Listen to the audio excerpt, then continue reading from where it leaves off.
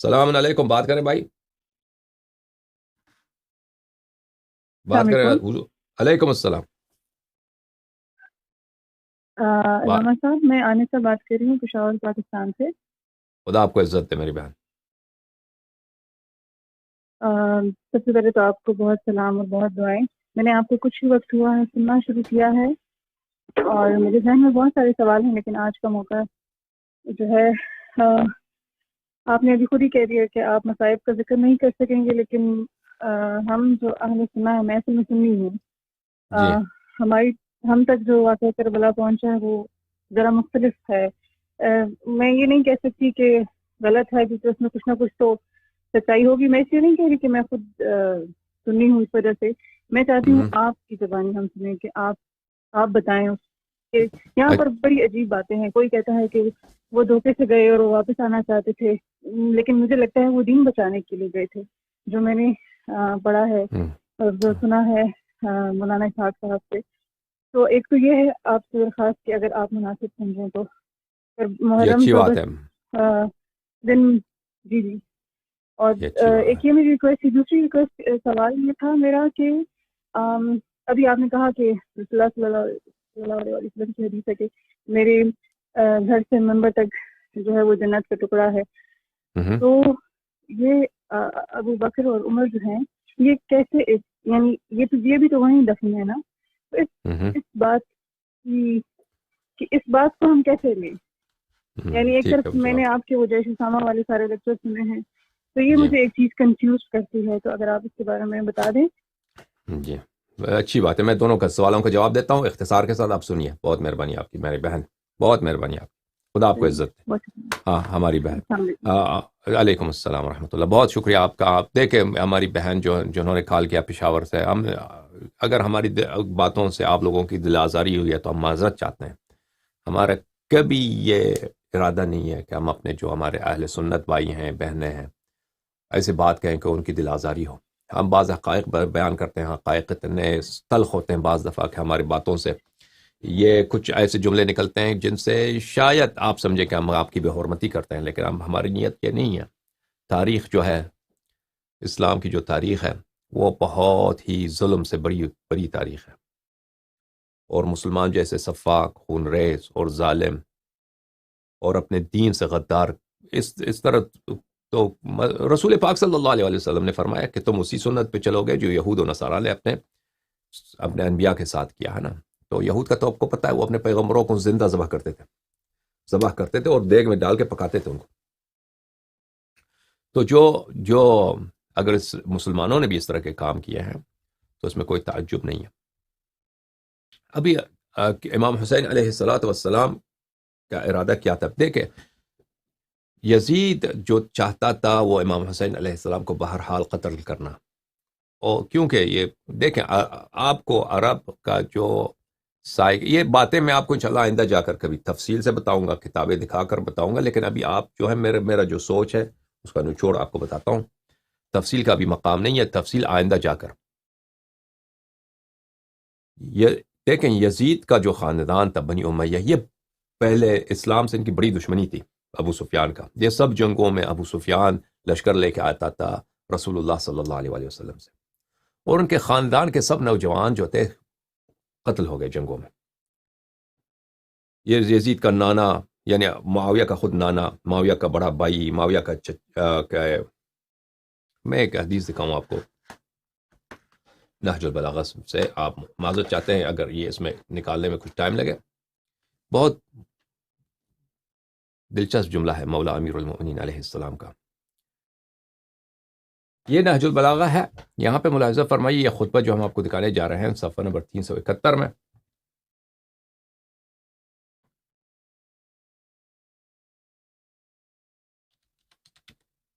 خطبہ نہیں، یہ لیٹر ہے امیر المؤمنین علیہ السلام کا۔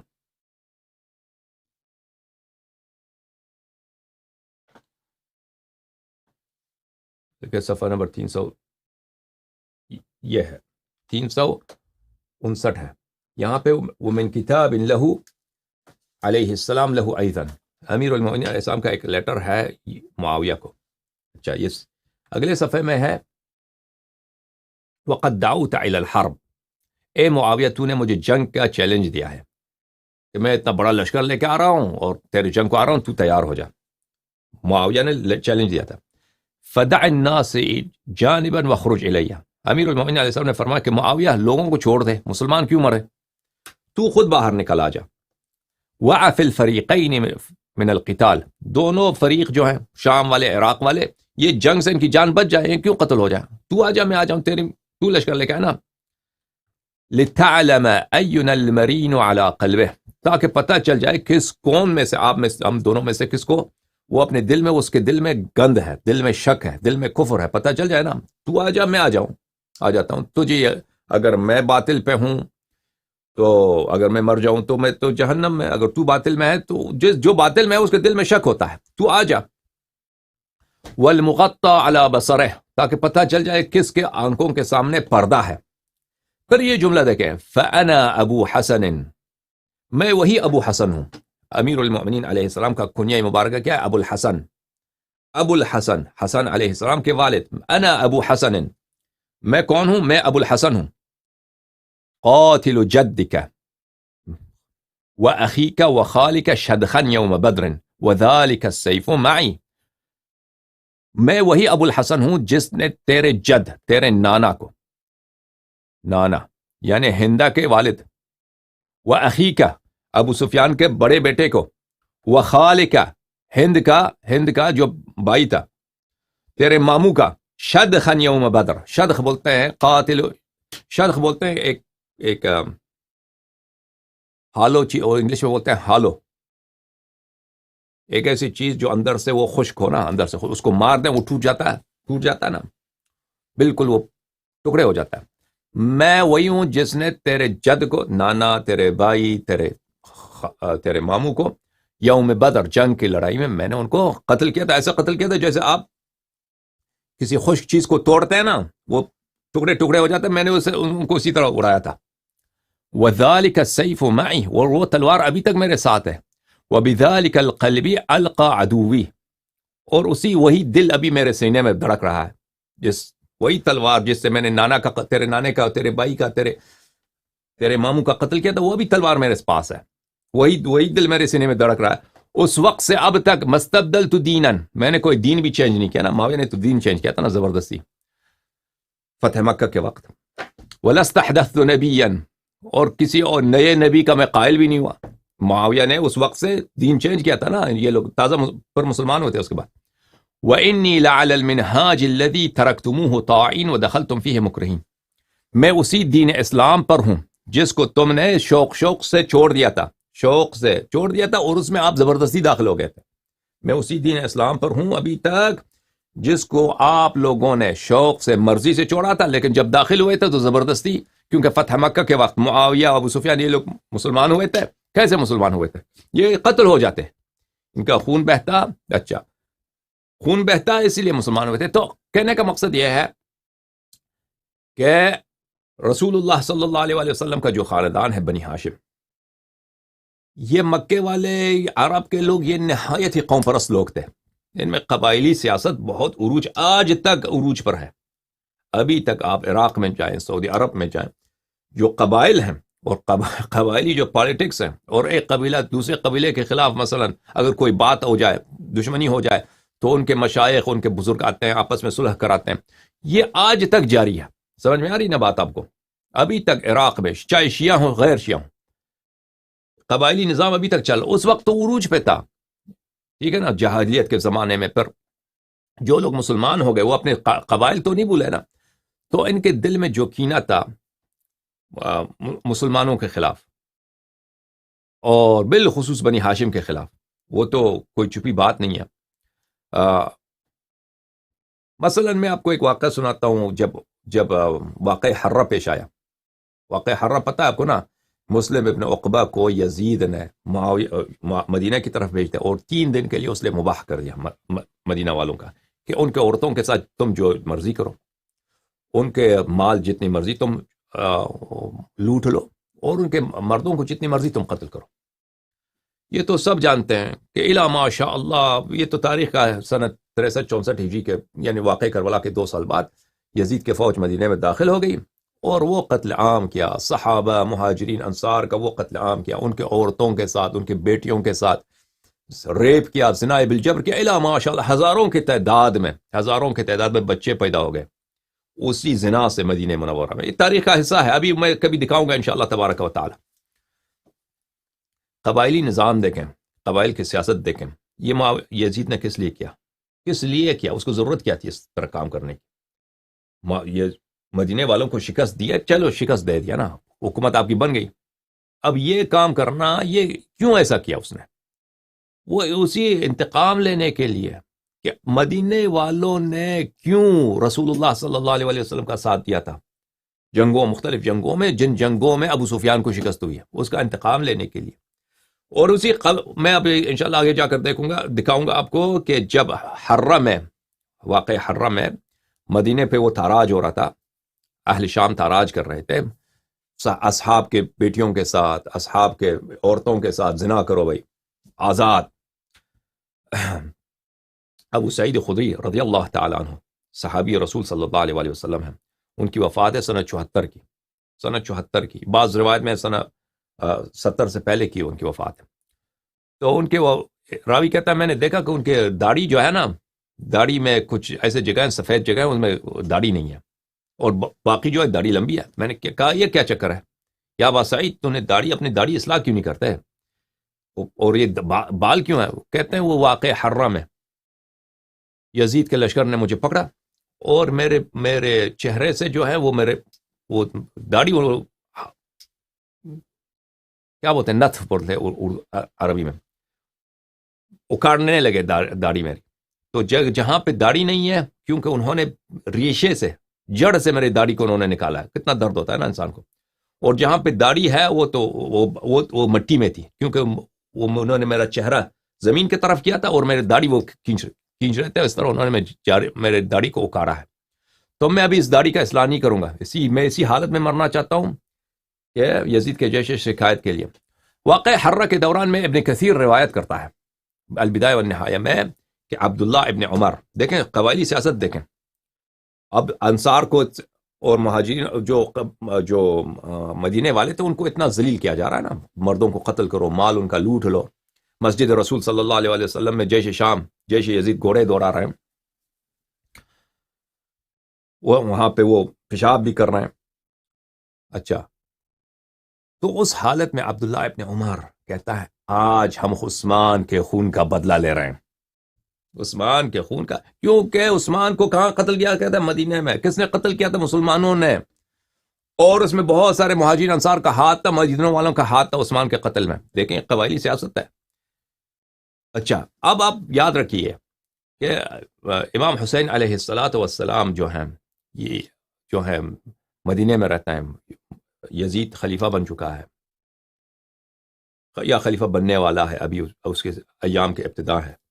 تو امام حسین علیہ السلام کو پتہ ہے اس کے پاس دنیا میں کوئی جگہ نہیں ہے، اور یہ اتنا سپر پاور تھا اس وقت. بنی امیہ کا جو حکومت تھی، پورا ایران، یعنی چائنا اور ہند، انڈیا کے بارڈر سے لے کر وہ افریقہ کے آخر تک، اس طرف جو ہے، جو دیکھیں رومن امپائر دو تھے، ایک ویسٹرن رومن امپائر، ایسٹرن یورین امپائر. جو روم تھے، روم کے دو شاخ تھے نا. پہلی جو رومن امپائر تھا، پہلے اس کے زیادہ حصہ ان کا بھی قبضے میں لیا تھا. تو اس زمانے کا سب سے بڑا سپر پاور تھا یزید. امام حسین علیہ السلام کو پتا تھا وہ اس کے پاس کئی جگہ نہیں ہے، نہ مکے میں رہ سکتے ہیں، نہ مدینے میں رہ سکتے ہیں. اس حالت میں اہل کوفہ نے دعوت دی کہ آپ آ جائیں. امام حسین علیہ السلام نے کبھی نہیں کہا اہل کوفہ سے، عراق والوں سے کہ ہمیں بلا دو. عراق والوں نے خود، ان میں سے بہت سارے بنی امیہ تھے، ان کو بلایا. اور امام حسین علیہ السلام، میں آپ کو بار بار عرض کر رہا ہوں کہ ان کے پاس دنیا میں کئی جگہ نہیں تھا. امام حسین علیہ السلام نے اپنے بھائی محمد ابن حنفیہ سے بھی یہی کہا کہ میں جہاں بھی جاؤں، میں ایک حیوان کے سوراخ میں بھی جاؤں، یہ مجھے نکال کے قتل کر دیں گے. کوئی جگہ ہی نہیں تھا ان کے پاس جانے کی. امام حسین علیہ السلام لڑائی نہیں چاہتے تھے، لیکن ان کو پتا تھا کہ ان کے پاس کوئی چارہ کار نہیں ہے. کیونکہ وہ انتقام لینا ہے. بنی ہاشم سے یزید نے انتقام لینا ہے. کس چیز کا انتقام لینا؟ کس چیز کا انتقام لینا؟ اسی چیز کا انتقام لینا ہے جو اس نے واقع حرہ میں بعد میں مدینہ والوں سے لیا. کس چیز کا انتقام لینا تھا؟ اور اس کے گھر کے جتنے لوگ مرے تھے رسول اللہ صلی اللہ علیہ وسلم سے جنگوں میں، وہ قبائلی سیاست میں تھا، وہ ابھی تک جاہلیت کے زمانے میں تھا، انہوں نے صرف اسلام کا لبادہ اوڑھ رکھا تھا. سمجھ میں آ رہی نا بات آپ کو؟ تو اس وقت کوفے والوں نے امام حسین علیہ السلام کو دعوت دی. تو امام حسین علیہ السلام کے پاس اتنے ان کے خطوط آئے کہ آپ عراق آ جائیں، ہم آپ کے ساتھ ہیں. تو امام حسین علیہ السلام کو پتہ بھی تھا کہ یہ لوگ وعدہ وفا نہیں کریں گے، لیکن ظاہری طور پر ایک اتمام حجت ہو چکا ہے کہ آپ کے پاس اتنے لشکر ہیں، اگر وہ نہ بھی جاتے نا، فرض کریں وہ مکے میں شہید ہو جاتے، تو لوگ سب یہی کہتے آج دنیا میں ملامت کرتے کس کو؟ امام حسین علیہ السلام کو، کہ دیکھیں ان کا جو سب سپورٹر تھے عراق میں تھے، ہزاروں کی تعداد میں ان کے پاس لشکر تھے، وہ نہیں گئے، تو ان کی اپنی غلطی ہے. مکے میں رہے، وہاں پہ مکے میں حرم کی بھی بے حرمتی ہو گئی ان کی وجہ سے، وہاں پہ خون بہا ان کا، اور وہ عراق جاتے تو ان کی اپنی حکومت بن جاتی، پھر وہ یزید کو شکست بھی دے سکتے. ٹھیک ہے نا؟ تو اس لیے امام حسین علیہ السلام، اصل قضیہ یہ ہے کہ ایک تنہا رسول صلی اللہ علیہ وسلم کے نواسے، ان کے فرزند، ان کے وسیع، نہایت تنہائی کی حالت میں مسلمانوں نے ان کو چھوڑ دیا ہے. اور جو لوگ ان کو وعدے کا دعوت دے رہے ہیں، معاف کیجیے گا، ان کو دعوت دے رہے ہیں اور ان کو وعدے دے رہے ہیں، نصرت کے وعدے دے رہے ہیں، وہ بھی بے وفا ہیں، وہ بھی سچے نہیں ہیں. لیکن اگر اسی کو بھی عمل نہ کریں، بعد میں تاریخ ان کو ملامت کرے گی، حجت ان پہ تمام ہو چکا ہے، اس لیے وہ کوفے کی طرف گئے. اصل حقیقت یہ ہے کربلا کی داستان. اچھا، اب دوسرا سوال آپ نے کیا کہ ابو بکر عمر جو ہیں وہ رسول پاک صلی اللہ علیہ وسلم کے ساتھ مدفون ہیں. جی بالکل مدفون ہے. لیکن میں آپ کی خدمت میں عرض کروں، رسول پاک صلی اللہ علیہ وآلہ وسلم کہاں پہ مدفون ہے؟ کہاں پہ مدفون ہے؟ وہ اپنے گھر پہ مدفون ہے، اپنے گھر میں مدفون ہے. یہ جو رسول پاک صلی اللہ علیہ وآلہ وسلم کا گھر تھا، یہ کسی کی ملکیت نہیں تھی، یہ خود رسول پاک صلی اللہ علیہ وسلم کی اپنی ذاتی ملکیت ہے. ذاتی ملکیت ہے. اب رسول پاک صلی اللہ علیہ وسلم اور انہوں نے، یہ کبھی بھی تاریخ میں نہیں ہے کہ ازواج کے اپنے گھر تھے. خوب یاد رکھیے، کوئی نہ کہے کہ عائشہ کا گھر تھا، یہ کسی کا گھر نہیں تھا. یہ رسول پاک صلی اللہ علیہ وسلم کا اپنا ذاتی گھر تھا. یہ نہیں تھا کہ عائشہ کے ابے نے اس کو گھر لے کے دیا ہے نا، یا رسول پاک صلی اللہ علیہ وسلم نے گھر خرید کے عائشہ کو تبلیغ کر دی. ازواج اگر رہتے، یہ کئی تاریخ میں نہیں ہے، ان کی بیویاں رسول پاک صلی اللہ علیہ وسلم کے مکان میں رہتے تھے. مکان ملکیت ہے رسول پاک صلی اللہ علیہ وسلم کی. دنیا سے گئے ہیں وہ، ہم تو کہتے ہیں ان کی میراث ہے، وارث ان کا فاطمہ الزہرا سلام اللہ علیہا. یہ سب حضرت زہرا سلام اللہ علیہا کی ملکیت ہے. ملکیت ہے کون؟ سب جو بیوت ہے نبی صلی اللہ علیہ وسلم کے. کیونکہ عورتوں کو ارث نہیں ملتی. عورت سے مراد ازواج کو ارث نہیں ملتی مکان سے. ازواج کو اگر کوئی مرد مر جاتا ہے تو اس کا جو جائیداد ہے، اس کی قیمت عورت کو دیا جاتا ہے، زوجہ کو دیا جاتا ہے. ٹھیک ہے نا؟ وہ بھی کون سا؟ 8 حصے میں سے 1 حصہ بیوی کو دیا جاتا ہے. 8 حصے میں سے 1 حصہ بیوی. وہ اگر مثلا مکان کی قیمت ہے 10 لاکھ، تو اس میں سے قیمت کریں گے، اس میں 8 میں سے 1 قسمت دیا. اس کی 9 بیویاں ہیں، تو 9 میں سے اس کی قیمت جو ہے وارث کو دینا ہوگا. اس کو جس کو وارث کو 9 میں سے 9 کے 8 ایک 8ویں کو 9 حصہ 9 میں تقسیم کریں گے، تو 1 حصہ ہر ایک زوجہ کو ملے گی. بہرحال ہمارے نزدیک یہ ہے کہ وہ بی بی سلام اللہ علیہا کی ملکیت ہے. اب بی بی سلام اللہ علیہا کی ملکیت ہے، تو ابو بکر عمر جو وہاں پہ دفن ہوئے ہیں، تو وہ تو بی بی سلام اللہ علیہا کی اجازت سے وہاں پہ مدفون نہیں ہے. بی بی سلام اللہ علیہا دنیا سے گئی ہیں، تو ان کے پاس ان کی 2 بیٹے ہیں، امام حسن امام حسین علیہ السلام، امیر المؤمنین علیہ السلام ان کے وارث ہیں. ان سے بھی اجازت نہیں لیا کہ ہم آپ کے مکان میں دفن کرنا چاہتے ہیں، ان کی جائیداد میں. تو یہ ان کی دفن جو ہے، یہ کیا ہے؟ یہ غصب ہے. یہ شیعہ نقطۂ نظر سے. اب مخالفین کے نقطۂ نظر سے آپ کہتے ہیں کہ یہ صدقہ ہے. نبی صلی اللہ علیہ وآلہ وسلم، وہ حدیث جھوٹی ہے، مان بھی لینا کہ صدقہ ہے. تو صدقہ کس کا حق ہے؟ صدقہ تو سب مسلمانوں، یا بیت المال کو جائے گا، یعنی سب مسلمان اس میں شریک ہیں. ٹھیک ہے نا؟ سب نبی کریم صلی اللہ علیہ وآلہ وسلم کا جو ترکہ ہے، اس میں سب مسلمان شریک ہیں. یا تو یہ فقراء کا حق ہے، کہیں کہ یہ صدقہ جو ہے فقیر فقراء کا حق ہے. تو عزیزو، وہ بھی فقراء مسلمین کا. تو نبی کریم صلی اللہ علیہ وسلم کی جو جائیداد ہے، کہہ دیں کہ یہ صدقہ ہے. صدقہ کس کا ہے؟ فقیر مسکین بیچارے کا حق بنتا ہے. ٹھیک ہے نا؟ تو فقیر مسکین بیچارے کا جب حق ان کی ملکیت بنتا ہے تو ان کی ملکیت پہ آپ آ کے اپنا ادھر آپ ادھر تجاوز کریں کہ ہم اس کو قبرستان بنا رہے ہیں. یہ کبھی فقراء سے آپ نے اجازت لی ہے؟ اگر وہ اجازت دیتے ہیں کہ بھائی چلے ہم کبھی اجازت نہیں لی. یا سب مسلمانوں سے، کیونکہ سب مسلمان بیت المال میں شریک ہیں، ان سے اجازت لیں؟ کسی اجازت نہیں لی بھائی، کسی سے اجازت نہیں لی ان لوگوں نے. ٹھیک ہے نا بھائی، کسی سے اجازت نہیں لی ان لوگوں نے. تو ابو بکر عمر کا جو دفن ہے رسول پاک صلی اللہ علیہ وسلم، وہ ایک غصب، ایک چوری ہے. ایک کیا بولتے ہیں اردو زبان میں؟ غصب کو غصب بھی بولتے ہیں نا. آپ کسی ناجائز قبضہ ہے. شیعہ نقطۂ نظر سے ملک کس کا ہے؟ ملکیت کس کی ہے؟ زہرا سلام اللہ علیہا اور ان کے ورثہ امام حسن امام حسین علیہ السلام کی. ان سے اجازت نہیں لیا گیا. مخالفین کے نقطۂ نظر سے وہ کیا ہے؟ وہ صدقہ ہے. صدقہ سب مسلمانوں سے شریک ہے، مسلمانوں سے کبھی اجازت نہیں لی. ابو بکر عمر کے ہم یہاں پہ دفن کرنا چاہتے ہیں، کبھی اجازت؟ تو ان ناجائز قبضہ ہے بیت المال پر. یا کہتے ہیں کہ سب اس میں فقراء مسلمین کا حق ہے، وہاں پہ بھی جو ہے وہ فقراء مسلمین سے بھی اجازت نہیں. کن سے اجازت لی؟ عائشہ سے اجازت لی. تو آپ مجھے بتائیے، اگر یہ واقعا عائشہ کا ملک ہے، یہ گھر کیسے عائشہ کا ملک بنا؟ عائشہ نے کبھی خریدا ہے اپنا؟ رسول اللہ صلی اللہ علیہ وسلم کا جو گھر ہے اپنے حیات طیبہ میں، کبھی ہمیں وہ حدیث دکھائیں کہ رسول پاک صلی اللہ علیہ وسلم نے فرمایا ہو کہ یہ مکان میرا ہے، آج میں نے تملیغ کر دی. تملیغ یعنی میں نے بخش دیا، یہ عائشہ کا بن گیا. کبھی کوئی ایسی حدیث نہیں ہے. یا مثلا عائشہ کے ابے نے اس کے لیے گھر خرید کے دیا ہو کہ بھئی یہ جہیز میں ہے، تم ادھر جا کے رہو، کبھی نہیں. یہ رسول پاک صلی اللہ علیہ وسلم کا اپنا گھر ہے، ذاتی جائیداد ہے. کسی شخص کے ذاتی جائیداد اس کے ورثے کو انتقال ہوتا ہے، یہ تو سب مسلمانوں قرآن کی آیت ہے.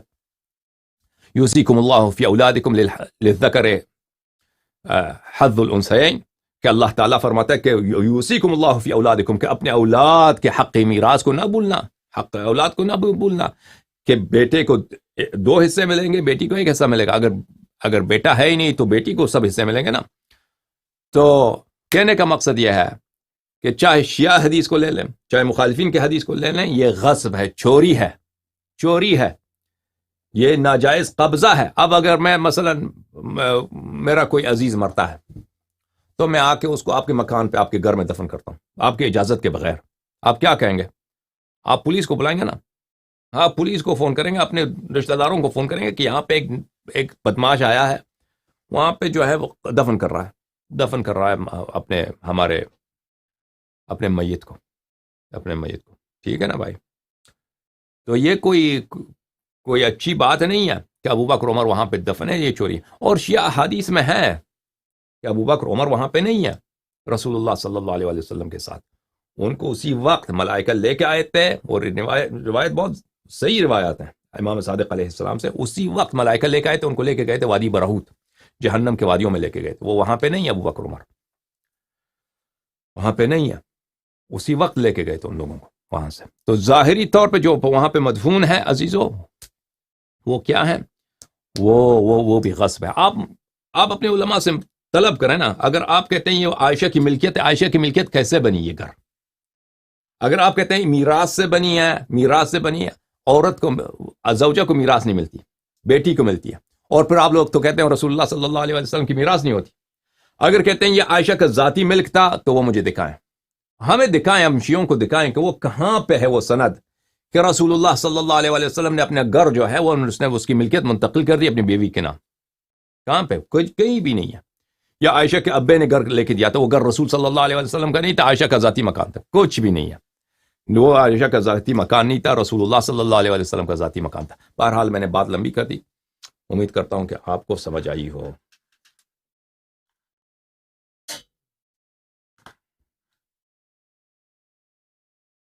آپ سب کا بہت بہت شکریہ. انشاءاللہ خدا آپ کو عزت دے. اللہم صل علی محمد وآل محمد. اللہم کن لولیک الحجة ابن الحسن صلواتک علیہ وعلی آبائه في هذه الساعة وفي كل ساعة وليا وحافظا وقائدا وناصرا ودليلا وعينا حتى تسكنه أرضك طوعا وتمتعه فيها طويلا طويلا. اللهم صل على محمد وآل محمد وعجل فرجهم الشريف. آپ سب خدا حافظ. یا علی مدد.